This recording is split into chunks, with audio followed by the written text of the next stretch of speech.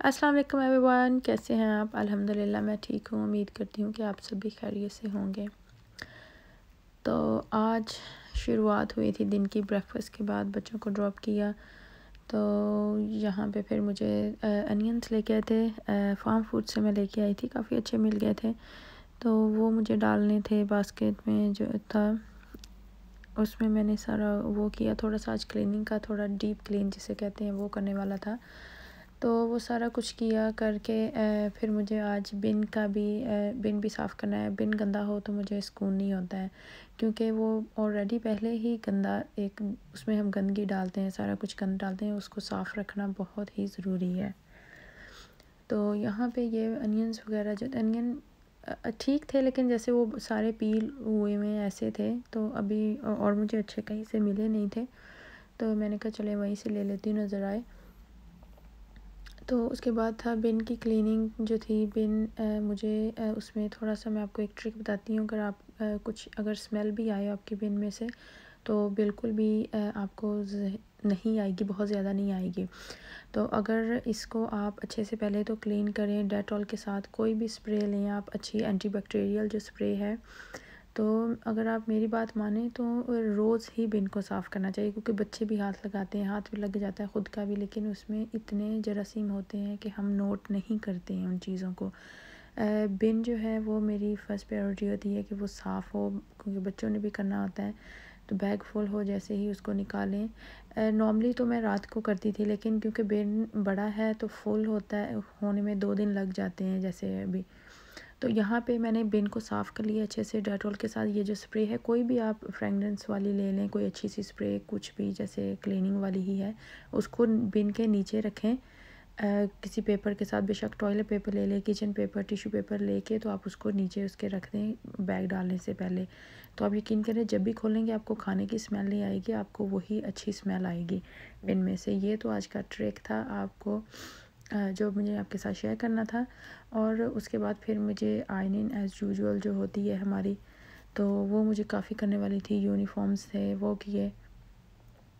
तो काफ़ी टाइम मुझे लग गया था, घंटे से ज़्यादा ही लग गया था आयरन करते, क्योंकि सारे यूनिफॉर्म होते हैं, हस्बैंड के अपने भी होते हैं।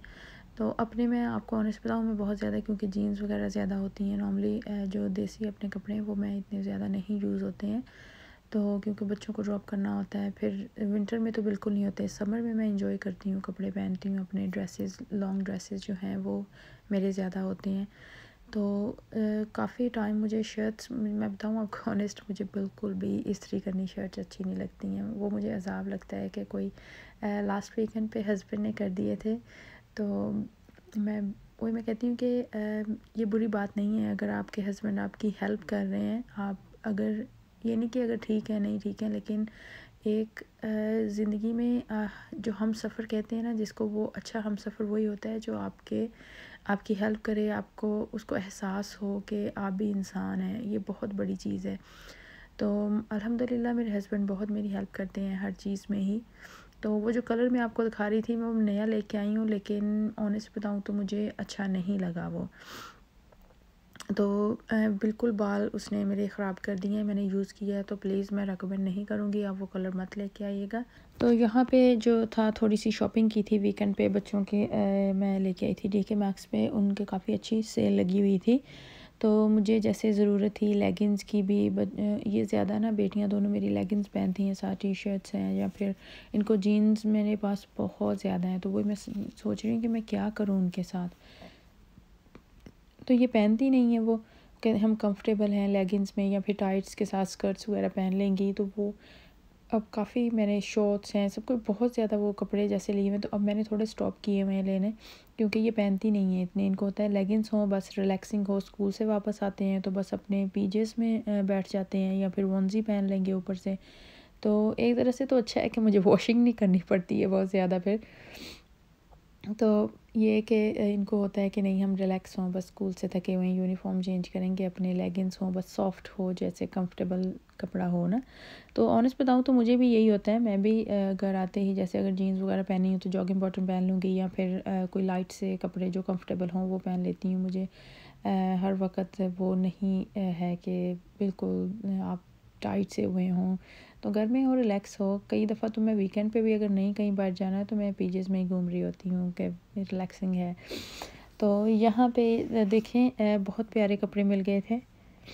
टी शर्ट्स थी और इवन बहुत महंगे भी नहीं थे। 250 की थी ये टी शर्ट जो है, और फिर लेगिंग्स भी 250 के थे, समथिंग लाइक दैट। एक तो थी जो 4 पाउंड की थी और एक 6 पाउंड की। तो वही मैं कह रही हूँ कि अगर आप किसी को चाहिए बच्चों के कपड़े तो जाएं TK Maxx में, अगर आपके पास सेल लगी हुई थी, लेकिन हमारी तो लगी हुई है तो मैंने वहाँ से लिए हैं इनके। तो मुझे ये टी शर्ट बहुत ही पसंद आई थी, क्योंकि छोटी बेटी जो है ना वो उसको होता है थोड़ा सा स्पार्कली जैसे कपड़े पसंद हैं, थोड़े शाइनी से हों, स्प्रिंग जैसे वो कहते हैं ना कि सितारे मोती वाले, वो वाले इसको पसंद हैं।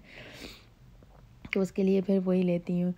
तो और इतना कुछ ख़ास ये लेगिंग मेरे फेवरेट हैं, बहुत ही प्यारे लग रहे थे पहने हुए भी, बहुत अच्छे लग रहे हैं इनका कलर्स वो सब कुछ। तो सॉक्स ली थी, यही मेरी थोड़ी सी शॉपिंग थी बच्चों के लिए।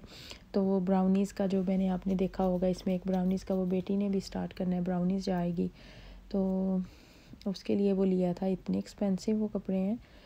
तो अच्छा जी, वो तो साथ ही चलता रहता है। यहाँ पे फिर शाम में कीमा बना था रोटी के साथ, बस आलू कीमा जो था। जल्दी से मैंने कीमे को बॉईल किया था, मैं आपको बताऊं, क्योंकि मुझे कीमे में एक स्मेल आ रही थी, तो मैंने सोचा मैं इसको बॉईल करूं थोड़ा सा। तो लहसुन अदरक और जिंजर सब कुछ डाल के ना, तो मैंने इसको 10 मिनट के लिए तकरीबन बॉईल किया था। तो उसके बाद बहुत ही मज़े का बना था। आई होप आपको पसंद आई होगी आज की मेरी वीडियो। पसंद है तो लाइक शेयर सब्सक्राइब करें। Thank you. अल्लाह हाफिज़।